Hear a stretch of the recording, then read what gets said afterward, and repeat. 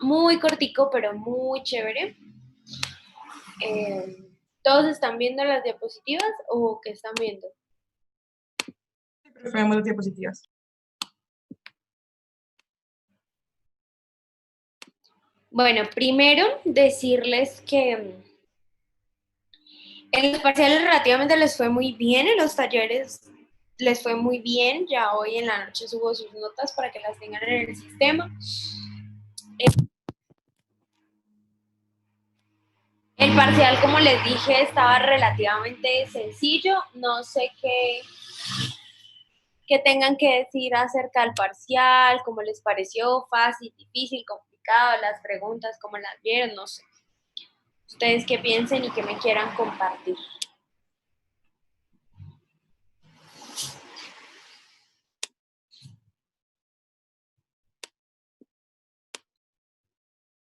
¿No tienen nada por decir?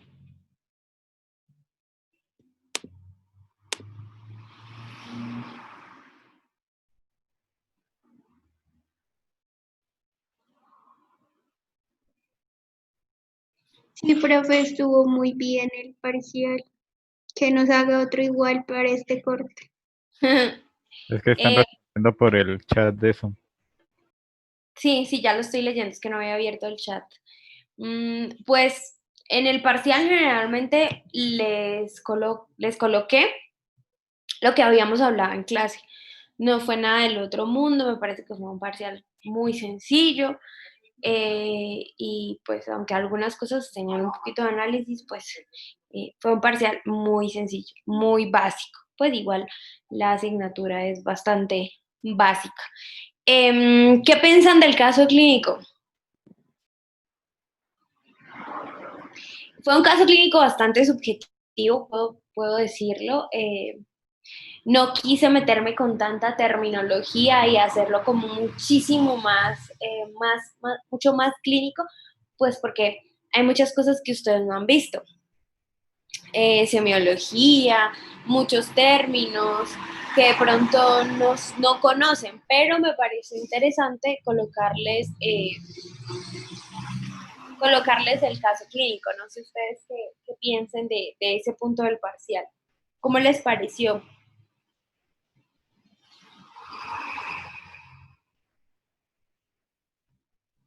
Hoy todos están muy callados. Pues, profe, a mí me pareció que el punto estuvo muy bueno, pues en relación con lo que estábamos viendo en el corte y realmente pues no estaba como muy difícil, sí era un poquito de análisis, pero estaba bien, no me parece que tuviera tanta terminología. Sí, lo que les digo, intenté hacerlo bastante sencillo por lo mismo. Y ya a medida que ustedes vayan creciendo pues académicamente, ya los casos clínicos van a ser un poquito más complejos, de mucho más análisis, pero también para que se vayan adaptando. Con respecto a eso, quisiera que para la próxima clase hiciéramos un trabajo. Vamos a ver la clase normalmente para la próxima el próximo encuentro que tengamos, que va a ser sistema nervioso autónomo. ¿Sí? Pero quiero que en los mismos grupos en los que ya están, me hagan un cuadrito comparativo del sistema nervioso autónomo con sus principales neurotransmisores, los principales receptores del sistema nervioso, tanto simpático como parasimpático, ¿sí? Los receptores alfa, beta, muscarínicos, nicotínicos, sus principales neurotransmisores, y quiero que cada grupo diseñe un caso clínico o que busquen un caso clínico acerca de alguna enfermedad asociada con el sistema nervioso autónomo. Les dejo pistas. Hay enfermedades que dañan directamente los receptores, hay enfermedades que dañan o que pueden llegar a lesionar el neurotransmisor. Les doy más pistas todavía. Hay medicamentos que bloquean algunos de los receptores y otros medicamentos que estimulan estos receptores, y hay venenos que pueden llegar a influir en el sistema nervioso autónomo. Entonces, cada grupo primero va a hacer un cuadro comparativo entre sistema simpático y sistema parasimpático, receptores, mecanismos por los cuales estos dos sistemas funcionan y un caso clínico pequeñito, uno solo por grupo, de lo que quieran, medicamentos, enfermedades, venenos, lo que quieran, que puedan llegar a alterar el sistema nervioso autónomo. Primero, pues explicando qué sustancia o patología o asociación genética podríamos tener con algún daño en el sistema nervioso autónomo, explicándola un poquito y luego creen un caso clínico con respecto a, al sistema nervioso autónomo. ¿Tienen alguna pregunta con respecto a eso?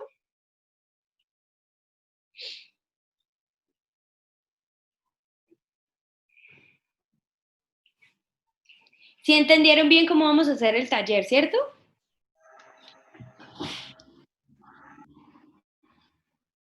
Sí, señora.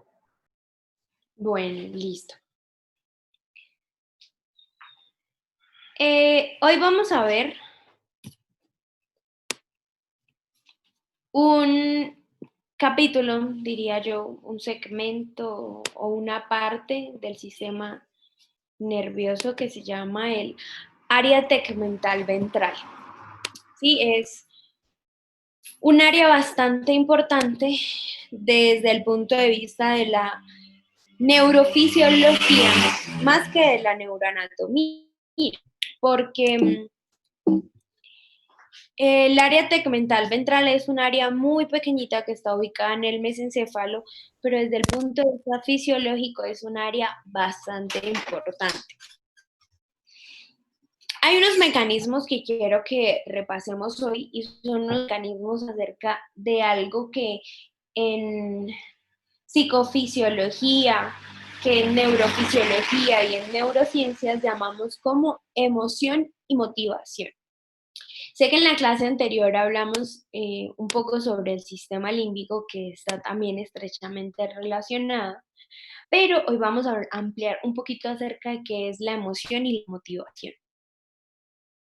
Digamos que esta área tan pequeñita del mesencéfalo se caracteriza por tener dos áreas importantes. El techo, el tectum, que lo pueden encontrar en alguna literatura, y el tegmentum o el tegmento, ¿sí? Todo eso es el área tegmental ventral o el área tegmental ubicada en el mesencéfalo. Recuerden que esto es posterior y esto es anterior. Según Psicología y Mente, está situado en su zona superior sobre el Perdón, cuéter. algo le pasó a mi celular. El tectum,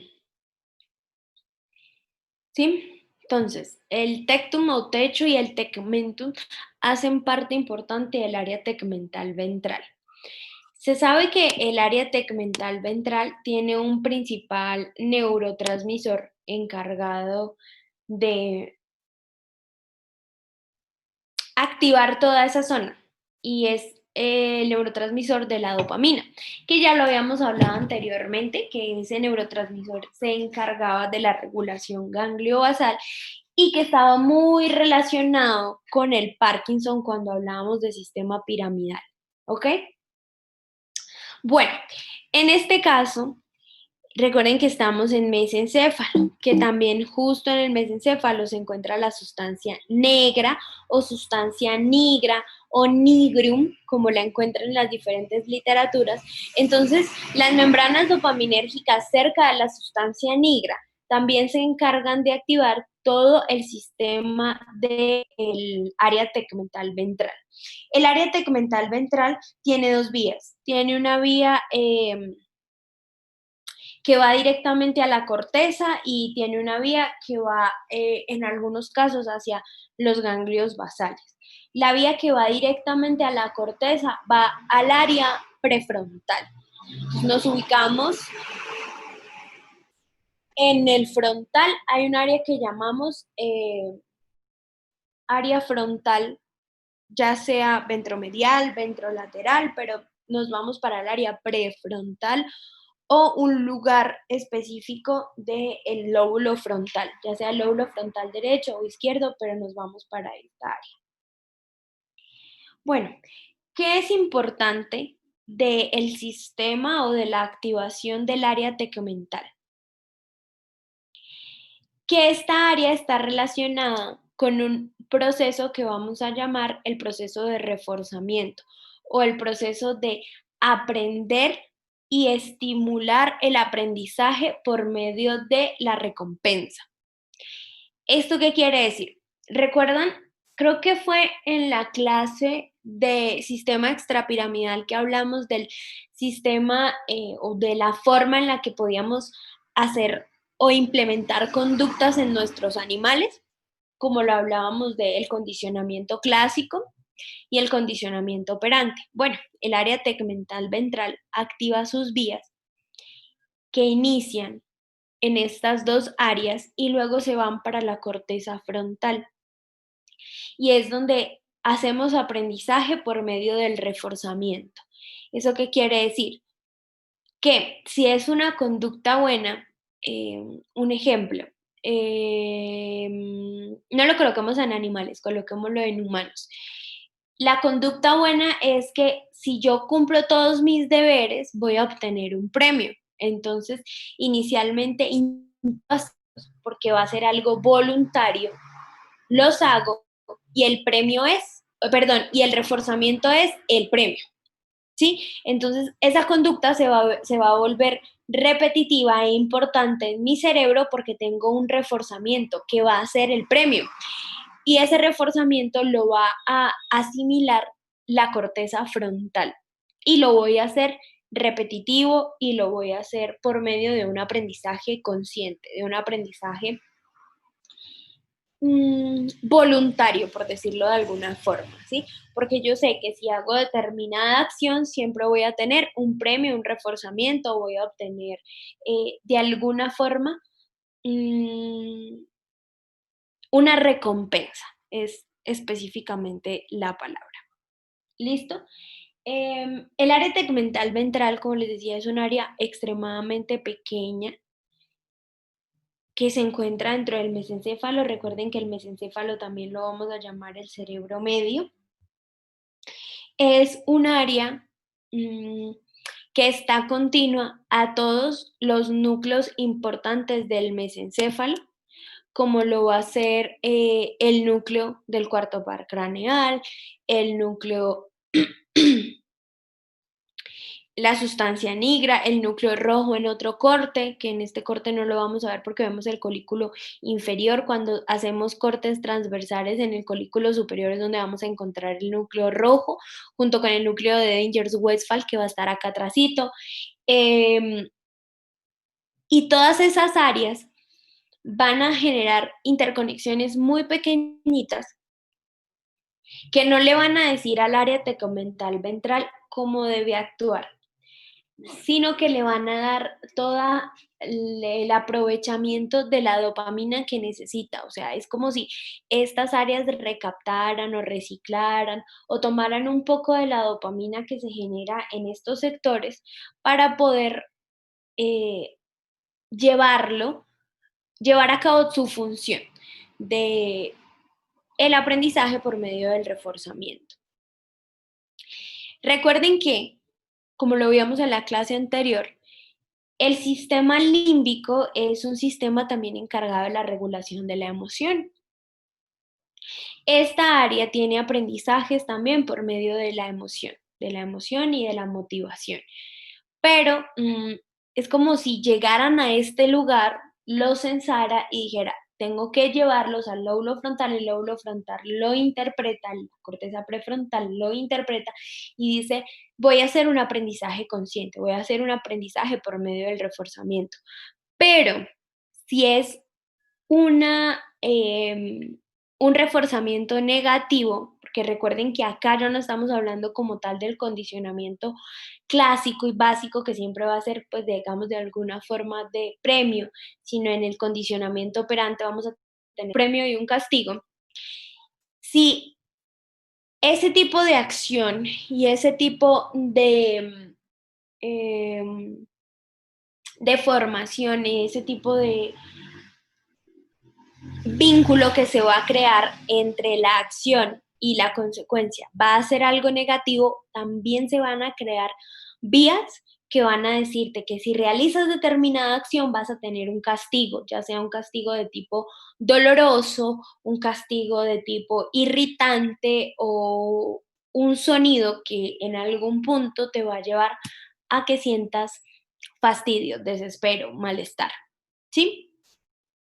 ¿Qué es lo que en algunos casos y algunos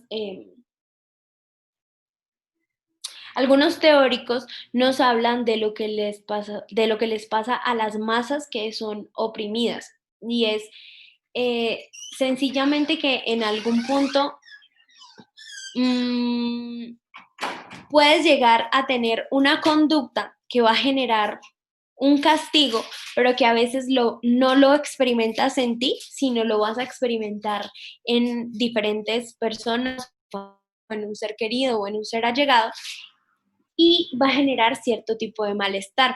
Entonces, en los campos de concentración, ustedes me imagino que se pueden llegar a preguntar que por qué siendo tantos nazis los que estaban hacinados y los que estaban de alguna forma sometidos, porque no se rebelaban contra los militares, y era sencillamente porque en ellos crearon una conducta sumisa y de opresión y de obediencia, porque veían que los que intentaban rebelarse los castigaban de forma muy dolorosa, y los castigos siempre los hacían de forma, digámoslo así, presencial delante de otras personas.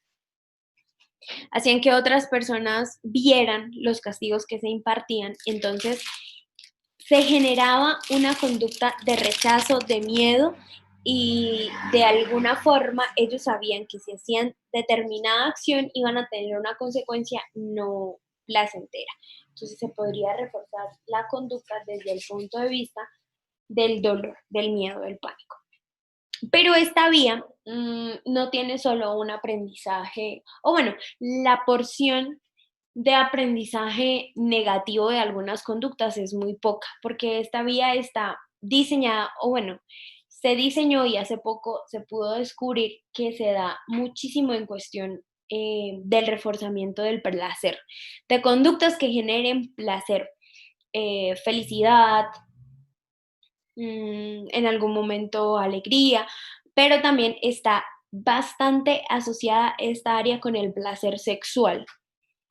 Por eso está completamente conectada o interconectada con el área prefrontal, del lóbulo frontal, valga la redundancia. ¿Sí? Acá, el tecto y el tegmentum lo vamos a tener localizados sobre el corte de los colículos inferiores, pero se interconecta hacia arriba con parte de las áreas importantes del mesencéfalo superior, por decirlo de alguna forma, ¿sí? El área tegmental ventral es un área que anteriormente no tenía importancia, pero con el paso del tiempo empezaron a ver que era un área implicada en conductas importantes.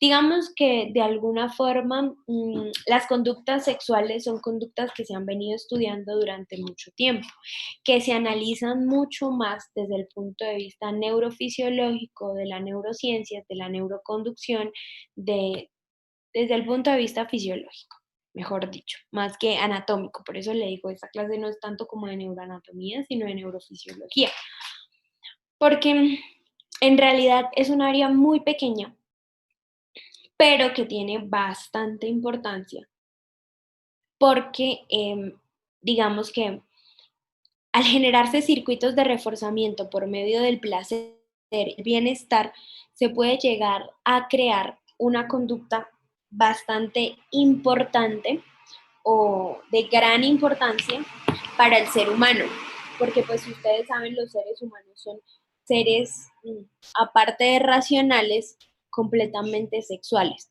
la gran mayoría, ¿sí? Sí, sin decir que hay personas que se consideran asexuales o hiposexuales, sin decir que tengan algo malo, pero el ser humano se dice que es sexual desde que nace hasta que muere. Entonces, es un área muy pequeña, pero con gran importancia desde el punto de vista del placer, obviamente de la emoción y de la motivación. En esta gráfica vemos que en donde se encuentra ubicado el techo tectum, como lo quieran llamar, con qué relaciones anatómicas tiene y que desde el punto de vista fisiológico pues está asociado con las conductas y el reforzamiento del placer, pero que si hay lesiones físicas, ya sea por isquemia, sangrado, traumas sobre esta área, pues vamos a tener lesiones importantes desde el punto de vista visual, porque va a haber estas pupilas fijas cuando hay lesiones. Pero bueno, cuando ustedes tengan la oportunidad de avanzar un poquito más en sus conocimientos, se van a dar cuenta pues que la vía visual es bastante larga. Igual no la intentamos, sino la vimos.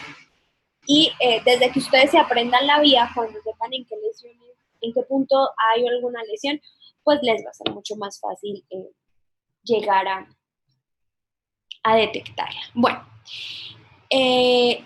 lo importante es, para dejarlo claro, que si cerca al techo, al tectum, o como lo quieran llamar, que es esta parte, hay alguna lesión de tipo isquémica, que generalmente es así, pues vamos a tener una lesión en la vía visual, ¿sí? Y el tegmento o tegmentum, como lo quieran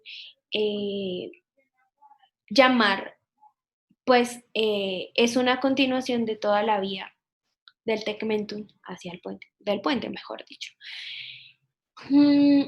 Algo importante a resaltar aquí es que, como siempre se los he dicho, en el cerebro hay interconexiones con muchas vías y hay conexiones con muchas áreas del cerebro. Y siendo una porción tan pequeña del mesencéfalo, miren que su importancia y su interconexión nos hace pensar que es una vía relativamente nueva desde el punto de vista evolutivo, ¿sí? Recuerden cuando hablábamos de la evolución de los encéfalos. Entonces, desde el punto de vista evolutivo, es una vía que se podría decir que tiene una creación relativamente reciente y que genera de alguna forma conductas que pueden definir nuestra personalidad. ¿A qué voy con todo esto? A que también pueden haber lesiones y consideraciones importantes fisiopatológicas, o bueno, cuando ustedes tengan la oportunidad de estudiar, eso lo ven más o menos en octavo, noveno semestre, hay una materia que se llama psicopatología, se van a dar cuenta que hay patologías asociadas a esta área, y no solo a esta área, sino a los circuitos que genera esta área, y pueden llegar a verse como, o pueden llegar a traducirse como en todo lo que tiene que ver con conductas en anorgasmia o en parafilias, porque es una vía de reforzamiento constante que se refuerza con el placer. Entonces, a veces ese placer, el cerebro no lo interpreta determinada, o lo malinterpreta, por decirlo así, entonces se crean vías aberrantes y se crean circuitos que no son sanos para el cerebro y que pueden generar algún tipo de patología en el ser humano. ¿Ok? Bueno, ¿qué más es importante destacar del área tegmental ventral? Que obviamente es un área susceptible a lesiones isquémicas importantes de toda la irrigación posterior del cerebro. Pero ya vamos a ver irrigación a más detalle, con más profundidad más adelante, que es un área que puede estar relacionada o que puede ser susceptible a cambios importantes o a lesiones importantes en diferentes enfermedades desmielinizantes, en enfermedades como la esclerosis múltiple, como la esclerosis lateral amiotrófica. Hay un síndrome que se llama el síndrome del claustro, del enclaustramiento, sería chévere que lo leyeran. En la romboencefalitis, aunque el romboencéfalo está un poquito más abajo, digamos que pueden llegar a tener implicaciones importantes en esta área, no como una lesión completa en sus pares craneales, pero sí en estas vías que se interconectan, que pasan por ahí,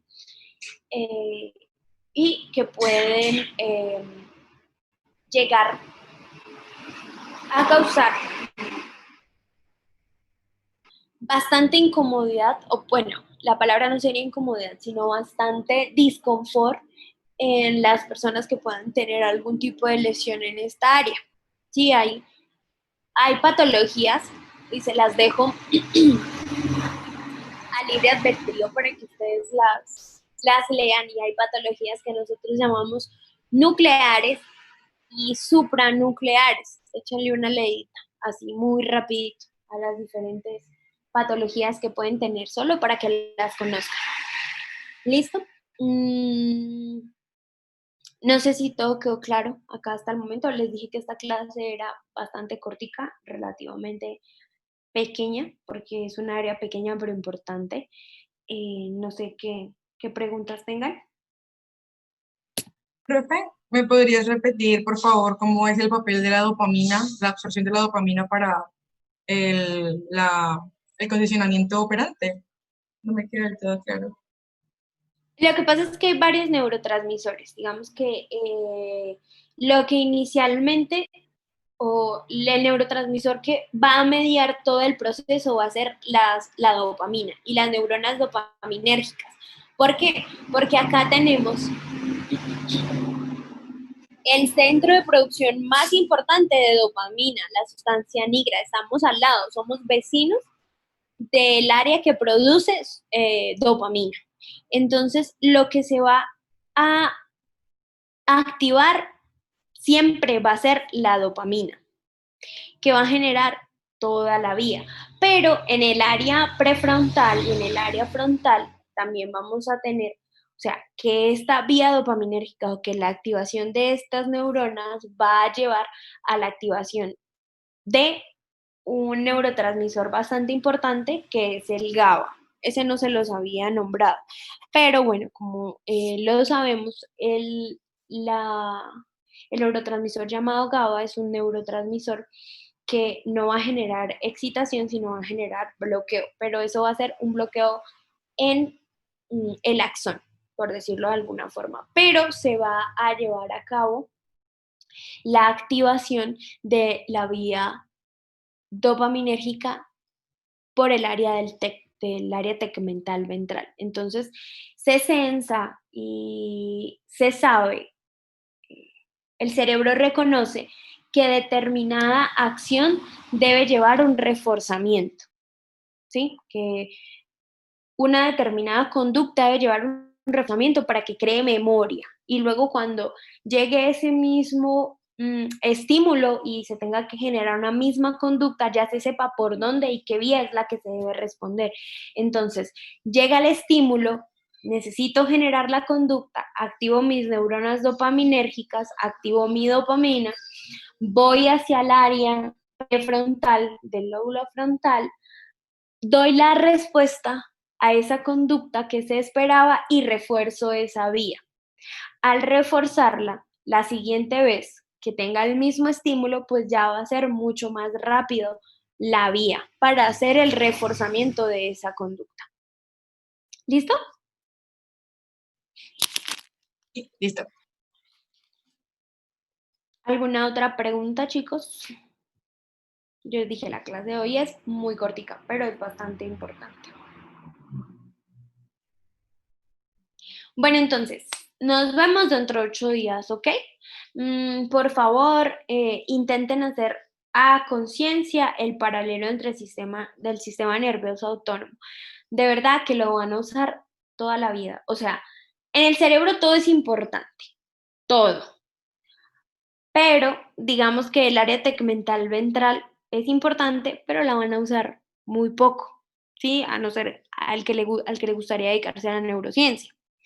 Pero el sistema nervioso autónomo lo van a usar todo el tiempo, para formular, y ahí les adelanto y les doy chisme, para el tratamiento de la hipertensión, para el tratamiento del asma, para el tratamiento de todo nos vamos a meter con el sistema nervioso autónomo, para el tratamiento por envenenamiento, para el tratamiento de muchas patologías, ya sea que bloqueen o estimulen el sistema nervioso simpático o que bloqueen o estimulen el sistema nervioso parasimpático. Y es un consejo para la vida. Se lo deben aprender al derecho y al revés, porque lo van a usar cuando lleguen a semiología, lo van a usar cuando lleguen a medicina interna, lo van a usar cuando estén en neurología, lo van a usar cuando estén en anestesia. Cuando ustedes empiecen a rotar por anestesiología, van a usar sistema nervioso autónomo. Cuando quieran tratar un dolor de estómago, van a usar medicamentos que controlan el sistema nervioso autónomo, medicamentos para la disfunción eréctil, medicamentos para la hiperplasia prostática, medicamentos para el dolor de los cálculos renales, estimulación para las contracciones uterinas, estimulación para los orgasmos tanto femeninos como masculinos, medicamentos para el control de la frecuencia cardíaca, de la frecuencia respiratoria, de la contractilidad del músculo cardíaco, o sea, para todo. Medicamentos para el glaucoma, controlan el sistema nervioso autónomo. Entonces, es un tema bastante importante y necesito que tengamos un preconocimiento, un taller súper chévere de todas las funciones que hace en la pupila, que hace en las glándulas salivales, que hace en la tráquea, que hace en los bronquios, que hace en el estómago, en los riñones, en el hígado. En el hígado es súper importante. La función del sistema, de que ustedes sepan la función del sistema nervioso autónomo en el hígado es clave para tratar muchas cosas. Entonces, hasta para las personas que les gusta hacer ejercicio y verse atléticas, también usamos cositas que activan el sistema nervioso autónomo.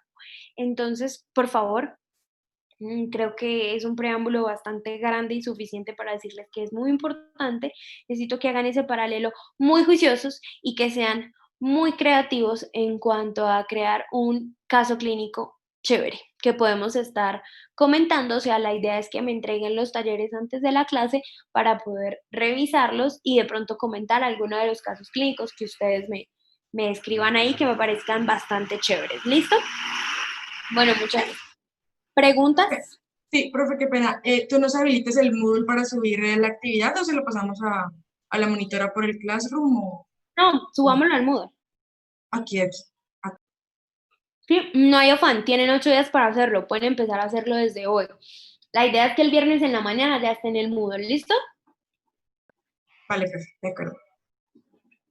Profe, otra cosa, no sé si pueda salirme en un momento y preguntarte por las notas de parcial de embryo, qué pena. Yo ya les envío una fotico al grupo. Aquí. Vale, gracias. Qué pena. Bueno, muchachos, buena tarde, espero que estén muy bien. Nos vemos dentro de 8 días y mucho juicio con el sistema nervioso autónomo. Es un tema muy chévere. Si ustedes saben la ubicación, la anatomía y la fisiología, vean, no se van a ponchar nunca en la vida porque lo van a usar toda la vida, en todos los ámbitos. ¿Listo? Un abrazo para todos, feliz tarde, nos vemos en 8 días. Feliz tarde, profe, chao.